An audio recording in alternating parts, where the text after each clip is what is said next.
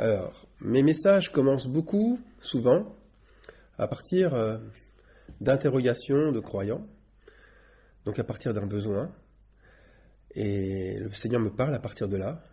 Et une croyante me posait la question suivante il y a quelques jours. Elle me disait, dans mon église, je vois des choses bizarres qui ressemblent à de la manipulation, qui ressemblent aussi à des injustices. On s'intéresse de manière hypocrite à celui qui est dans le besoin, et j'y vois aussi de l'idolâtrie. Est-ce que je fais mal en continuant à aller à leurs offices, sachant que j'y vais surtout pour prier et pour y voir quelques amis? Est-ce que je dois quitter cette assemblée? Alors voilà ma réponse. Pour moi qui ne suis pas moralisateur, je ne vous dirai pas ce que vous avez à faire, car je crois que si vous aimez notre Seigneur, si vous aimez Jésus, il vous inspirera lui-même à faire les bons choix. Je crois que le Seigneur est suffisamment fort et puissant pour susciter et mettre à cœur ce qu'il a choisi pour chaque croyant. Et la question, elle n'est pas de savoir si vous êtes digne de faire des bons choix. La question n'est pas non plus de savoir si vous avez le Saint-Esprit pour le faire légitimement. Vous pouvez décider, et de manière libre, si vous aimez le Seigneur, car il répondra à votre prière, et il vous mettra à cœur le vouloir et le faire. Alors par quelle sorte de prière? Eh bien, tout simplement en l'invoquant. Quiconque invoquera le nom du Seigneur sera sauvé. Invoque-moi et je te répondrai. Jérémie 33, 3. Invoquer, ce n'est pas prier, c'est pas prier en récitant un verset par cœur, comme je l'ai dit dans mon dernier message, mais invoquer, c'est dans le sens de crier à l'aide, c'est un appel au secours. Regardez bien dans le dictionnaire la définition d'invoquer. Celui qui invoque le Seigneur prononce obligatoirement son nom. Mon Dieu, sauve-moi. Yeshua en hébreu, Jesus en grec, Jésus ou Josué en français. Voilà à qui le Seigneur répond. Il répond à cette sorte d'invocation qui est vraie, authentique, qui vient d'un cœur brisé. Alors de toute manière, un constat s'impose. Fréquenter une église institution, quelle qu'elle soit, cela n'est pas épanouissant. Il ne faut pas venir y chercher le Seigneur, il n'est pas là. Ne soyez surtout pas effrayés par mon ton direct et affirmatif, mais ces endroits sont devenus des repères de démons. Or, comme je le disais récemment, Jésus n'est pas venu se battre contre le péché. Le péché n'est pas ni son combat, ni son adversaire. Le péché, c'est bien sûr notre combat à nous et à nous seuls. Alors, on pourra me dire, mais quel est le combat du Seigneur? Eh bien, son combat, c'est de libérer le pécheur, c'est de porter de bonnes nouvelles aux malheureux, de proclamer aux captifs la liberté et aux prisonniers la délivrance. Ésaïe 61, 1. Et les assemblées, quelles qu'elles soient, eh bien, elles sont pleines de démons. Mais surtout, et j'insiste, elles sont pleines de pécheurs aussi. Elles sont pleines de malheureux, de captifs et de prisonniers. Alors, ne soyons pas irréalistes. Les assemblées qui échappent à cette généralité sont introuvables. Et pour tout dire, mis à part des croyants dissidents qui se réunissent chez eux, je ne vois pas comment le Saint-Esprit pourrait se soumettre à une autorité ecclésiastique quelconque. Mais voilà, le Seigneur nous envoie comme des brebis au milieu des loups. Matthieu 10, 16. Et face à des loups, qui sont souvent déguisés en brebis d'ailleurs, il nous dit la chose suivante. Soyez donc prudents comme les serpents et simples comme les colombes. La stratégie d'un croyant face au loup n'est pas la fuite. Ce n'est pas non plus la soumission, ni la crainte. Alors qu'est-ce que c'est? Eh bien, un croyant, face au loup, se comporte comme les serpents face à des prédateurs. La stratégie, c'est de ne pas faire de bruit, d'être discret, de se fondre dans le décor, et parfois de faire le mort, de ne rien dire, de ne pas bouger, surtout s'il y a un conflit, de ne pas mettre de l'huile sur le feu. Un croyant se comporte aussi avec simplicité, comme la simplicité des colombes. Les colombes s'acclimatent facilement à tout environnement. Elles ont une capacité d'adaptation ultra rapide. Elles ne sont pas difficiles vis-à-vis de leur alimentation et de leurs conditions d'existence. Eh bien, votre rôle, c'est donc d'agir en douceur, en toute discrétion, en attendant patiemment le moment opportun pour enseigner à d'autres croyants ce que le Saint-Esprit vous dit, ou ce qu'il vous montre. Mais aujourd'hui, aujourd'hui les loups sont encore plus nombreux qu'avant. Et ils sont partout, à l'intérieur des églises, mais aussi à l'extérieur des églises. Et ils se font passer pour des dissidents ou pour des prophètes qui veulent casser les enclos. Pourquoi ? Parce que nous sommes arrivés au temps du malheur qui s'abat sur la terre et sur la mer, les peuples, car le diable est descendu vers nous animé d'une grande colère, sachant qu'il a peu de temps. Et là, je fais référence au passage d'Apocalypse 12, 12. Ce temps, c'est aussi le nôtre. C'est celui de notre Dieu qui exerce avec nous le rassemblement et la préparation de ses brebis. Alors, continuez à aller là où vous vous sentez accueillis et respectés. Le jour où ils ne désireront plus communier avec vous, car ce jour arrivera forcément, ils vous feront savoir clairement, et votre témoignage, en fait, il est à ce prix, au prix de l'amour qu'il faut exercer là, à l'endroit où on a été placé. Même si c'est un endroit où il y a de l'idolâtrie, même si c'est un endroit où il a été fait un veau d'or, comme à Bethel ou comme à Gilgal en Israël, vous devez aussi exercer cet amour. Bethel, Gilgal en Israël.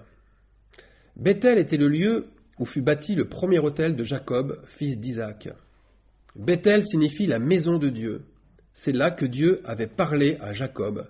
C'était là aussi que Dieu envoya les fils de Juda pour délivrer Bethel de l'idolâtrie des fils de Benjamin. Juges 20, 28. C'était un véritable carnage, une vraie boucherie. Eh bien, Dieu ne nous a-t-il pas à nous aussi parlé à Bethel de la même manière, puisque c'était la maison de Dieu. Gilgal. Gilgal était le premier site du camp israélite à l'ouest du Jourdain, et en hébreu, Gilgal signifie lieu d'adoration illicite. Et n'oublions pas que c'est à Gilgal aussi que Saül fut couronné roi d'Israël. Les églises Bethel ont été, pour la plupart d'entre nous, nos premiers lieux d'adoration illicite. Mais le fait de faire comme l'ordonnait Amos le prophète, Amos 5.5, le fait de ne plus passer là-bas signifie que nous ne croyons plus aux mensonges qui s'y professent. Nous savons que ce lieu est captif de l'ennemi, mais nous savons maintenant où chercher et quoi dire à ceux qui cherchent la face de Dieu. Les disciples de Jésus se rendaient chaque jour à Jérusalem. Ils se rendaient au temple des Juifs pour la même raison. Ils savaient que ce temple était comme Bethel ou Gilgal. C'était un temple idolâtre, rempli de prédateurs. Mais il s'y trouvait une chose importante, il s'y trouvait des pécheurs aveugles qui priaient sans voir que leur prière ne pouvait être exaucée tant qu'ils ne verraient pas eux-mêmes leurs péchés. Alors les disciples étaient là, en mission, par amour, pour rompre leur chaîne, à la différence des faux prophètes, dont la volonté, c'est de rompre l'enclos pour les emmener dans un nouvel enclos. Alors maintenant, il faut rétablir une vérité qui a été perdue. L'assemblée des premiers disciples n'est pas l'Église. L'Église aujourd'hui est devenue un bâtiment ou une institution. Elle fait partie du système religieux. Elle est inscrite sur le registre des préfectures, ou alors elle figure sur la carte de visite des pasteurs qui la dirigent. Or, l'Église des premiers disciples, c'est autre chose, c'est le mot grec « ecclésia ». Ecclésia, qui est employé dans nos Bibles et qui signifie « appel hors de ». Ce sont ceux qui sont appelés hors du système religieux. La vraie Église, et c'est, vous l'aurez compris, un ensemble de croyants dissidents, donc une secte, si on se réfère à la définition que nous en avons. Ces croyants rebelles au système ont abandonné les positions prises par le plus grand nombre. Ils sont sortis de la communauté à laquelle ils appartenaient. Et ça, c'est la définition de dissident. L'Église ecclésia, c'est Jésus qui nous en donne sa spécificité et il nous la donne dans Matthieu 16, 18. Il nous dit ceci. « Et moi je dis que tu es Pierre et que sur cette pierre je bâtirai mon Église, ecclésia. Je bâtirai donc mon assemblée hors Hors de quoi? Hors de Bethel, hors de Gilgal. Mais de quelle pierre parlait exactement Jésus? Eh bien, Jésus parlait de la signification du nouveau prénom qu'il avait donné par révélation à Silas. Et ce nouveau prénom, c'était Pierre. Cet exemple lui permet de dire ensuite que son Église sera bâtie comme le nouveau nom de Silas. Elle sera bâtie sur la pierre de la révélation. C'est-à-dire que la parole dans l'assemblée ne sera révélée que par lui et lui seul, Jésus. Alors, pour ceux et celles qui pensent que leur Église est celle de Jésus-Christ, je vous demande de bien considérer deux choses importantes. La première, si elle est composée de dissidents religieux qui n'adhèrent à aucun système, donc qu'il n'y a pas d'enclos, ou plus d'enclos. La deuxième chose, c'est si cette Église, on y enseigne une parole par la révélation, une manne qui vient du ciel, et non une nourriture hybride qui provient d'un système ou d'un nouveau système avec une eau impure, une eau qui est mélangée. Et là, il faut vérifier que les croyants ne sont plus enchaînés à des fausses doctrines, enchaînés à une idolâtrie, etc. Alors peut-être que connaissant ces deux principes, cela vous culpabilisera moins à la quitter si le cas le présente. Donc, ne confondons pas deux choses, l'Église de Jésus-Christ avec les temples faits de main d'hommes qui pullulent partout. Le temple du Seigneur a rétabli la vraie souveraineté, puisque nous avons un souverain sacrificateur établi sur la maison de Dieu. C'est ce que nous dit la lettre aux Hébreux au chapitre 10, verset 21. Et justement, en parlant de la lettre aux Hébreux au chapitre 10, on va aller un peu plus loin, en prenant encore une fois un verset bien souvent sorti de son contexte. Et ce verset, c'est celui de Hébreux, chapitre 10, verset 25.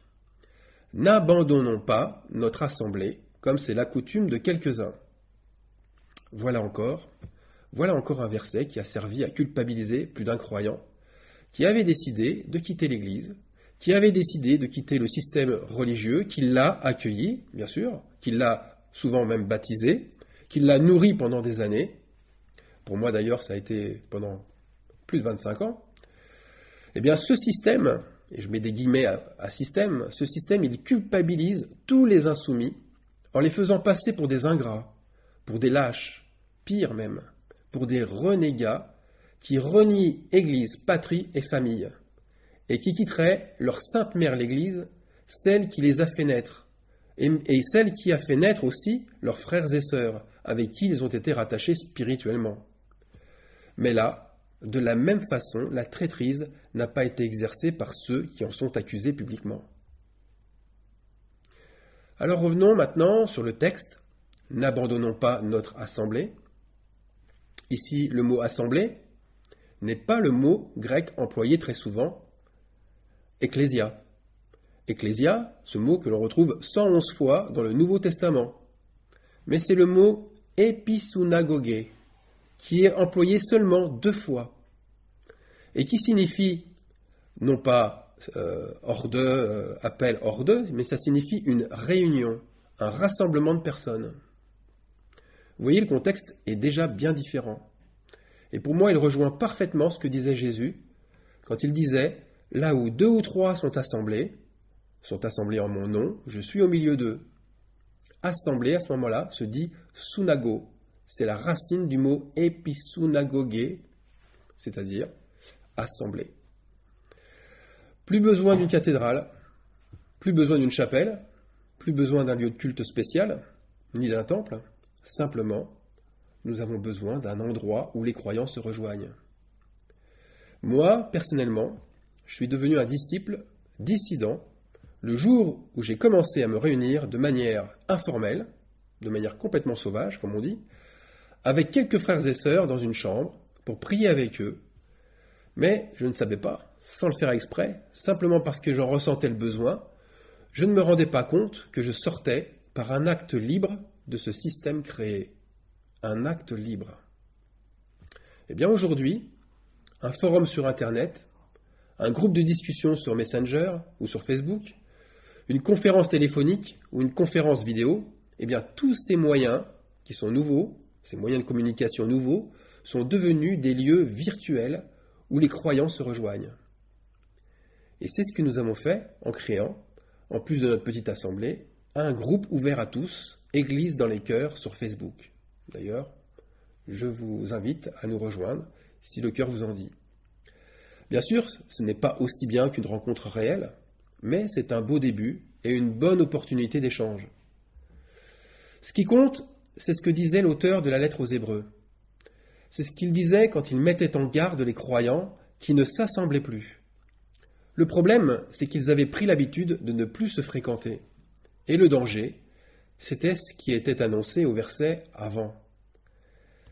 Et là, au verset juste avant, on lit « Veillons les uns sur les autres » pour nous exciter à la charité et aux bonnes œuvres. Que voulait dire par là l'auteur de ce verset? Eh bien, c'est le but de nos réunions. C'est ce à quoi servent nos réunions, à s'exciter aux bonnes œuvres, à s'exciter à l'amour divin.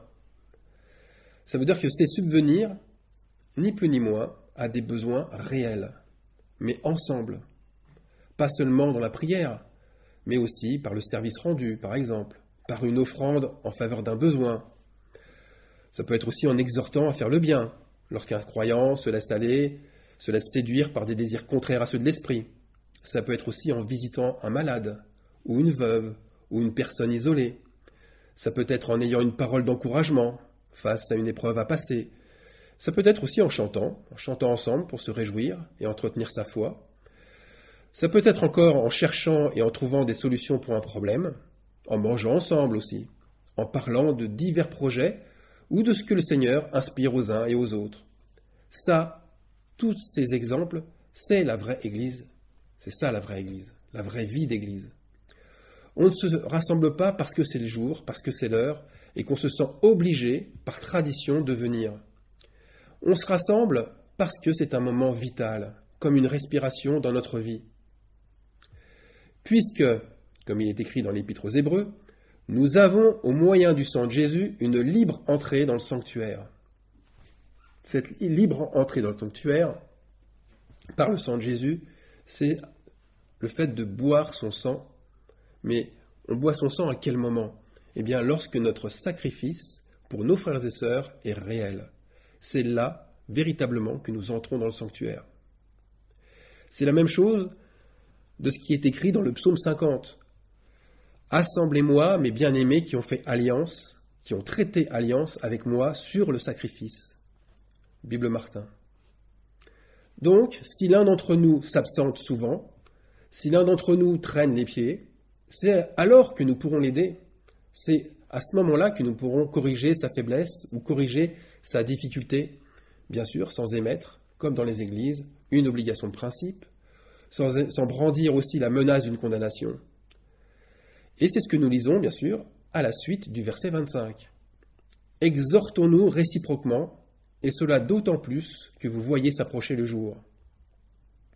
Eh bien, on est bien loin des cultes ou des offices ennuyeux, où seul un sermon, seule une exhortation est donnée avec un unique but à atteindre pour tous. Et bien sûr, sans discerner le besoin de chacun en particulier. Alors, question du début. Doit-on quitter notre assemblée? La réponse dépend tellement du contexte. Mais pour la fausse assemblée, c'est elle qui vous quittera le plus souvent, si vous vous êtes consacré.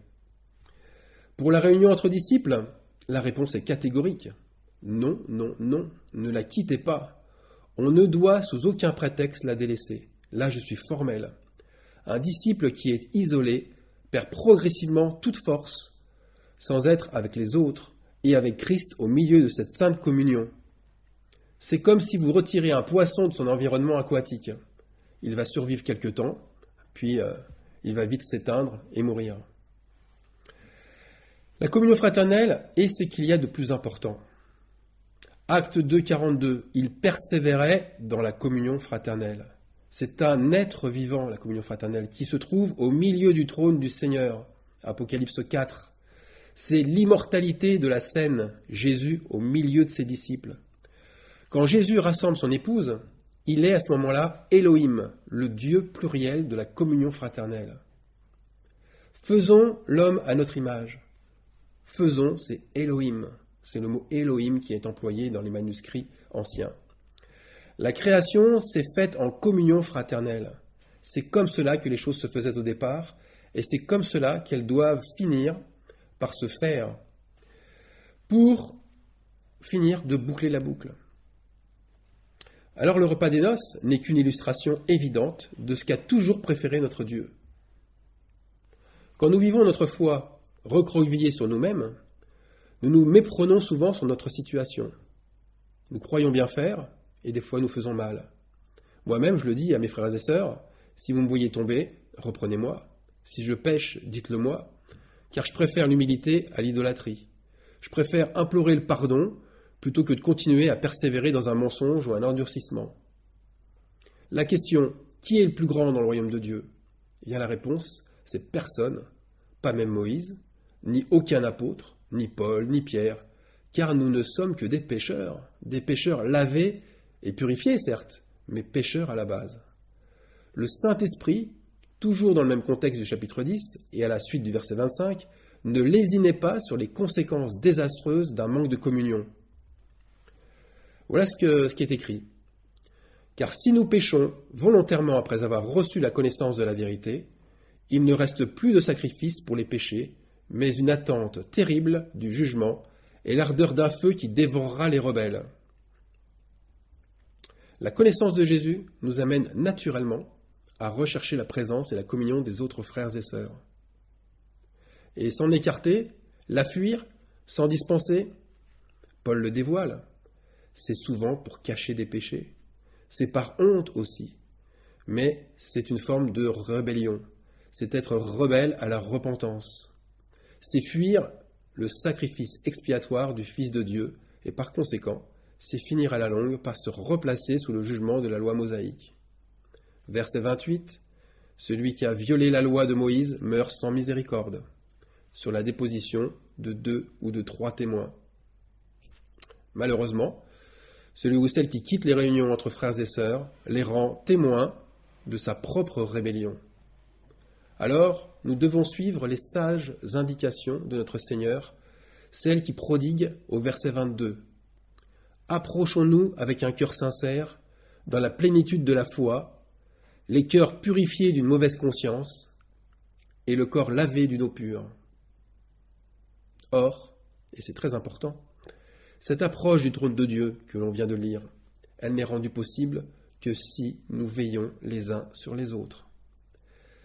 Si nous ne veillons pas les uns sur les autres, leurs cœurs se transformeront, l'hypocrisie y rentrera, leur foi ne sera plus entière, leur conscience deviendra mauvaise, entachant leur cœur, et pour finir, ils laveront leur corps dans une eau souillée. Vous voyez, c'est l'inverse de ce qu'on vient de lire.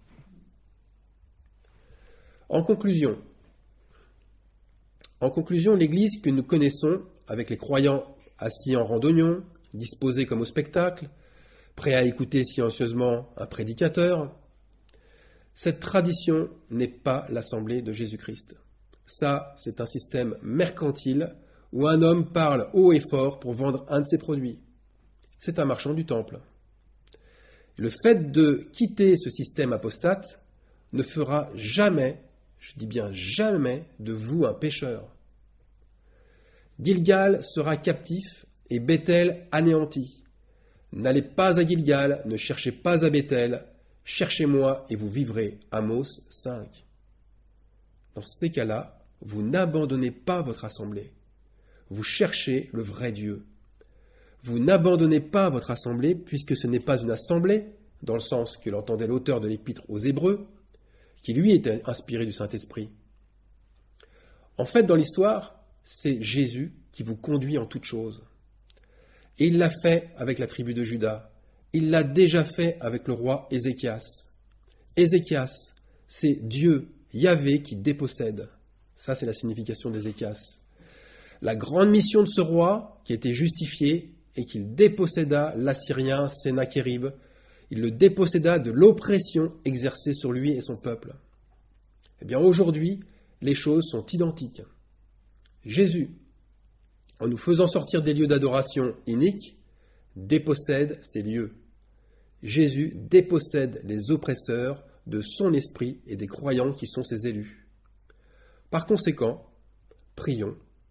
Prions et recherchons plutôt une assemblée où chaque croyant veille sur l'autre comme à la prunelle de son œil, où chaque croyant recherche le bien de tous, privilégiant les membres les moins bien lotis et les plus faibles, et où chacun bannit tout levain des pharisiens.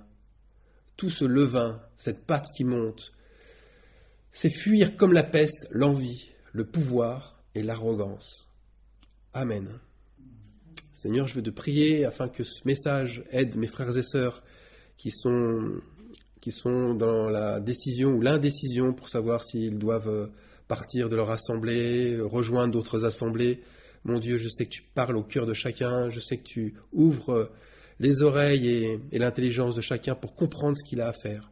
Je te remercie, mon Dieu, que chacun puisse aussi aller laver son corps et pour que tu puisses purifier aussi par ton Saint-Esprit et amener ton corps saint, Seigneur, à la juste nature qu'il doit avoir. Je te remercie, mon Dieu, pour l'aide, le soutien que tu es pour chacun d'entre nous. Merci, Seigneur. Amen.